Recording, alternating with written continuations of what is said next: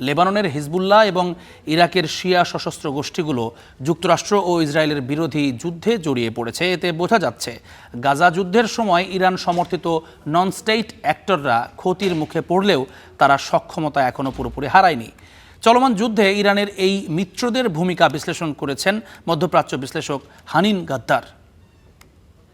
Axis of resistance এমন একটি জোট যা ইসলামিক রেভলিউশনারি গার্ড IRGC তৈরি করেছে। এর নেতৃত্বে ছিলেন কাসেম সোলাইমানি। ট্রাম্প প্রশাসনের প্রথম মেয়াদে তাকে হত্যা করা হয়। তখন তারা তেহরান, বাগদাদ, দামেস্ক ও বৈরুতে প্রভাব বিস্তার করত।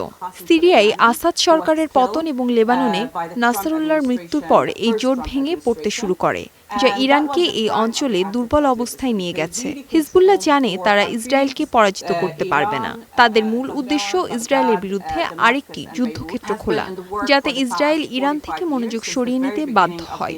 এখন হুথিরাও যদি যুদ্ধে জড়িয়ে পড়ে, তাহলে সৌদি আরব ও মধ্যপ্রাচ্যের জন্য সেটা ভালো হবে না, কারণ তারা হরমুজ প্রণালীতে প্রভাব ফেলতে পারে, বাণিজ্যিক জাহাজ চলাচল ব্যাহত করতে পারে এবং ইসরায়েলের দিকে ক্ষেপণাস্ত্র ছুটতে পারে। এই জোটের ভবিষ্যৎ নির্ভর করছে ইরান যুদ্ধ কিভাবে শেষ হয় তার উপর। যদি ইরানে পশ্চিমপন্থী সরকার আসে, তাহলে এই জোট পুরোপুরি শেষ হয়ে যাবে।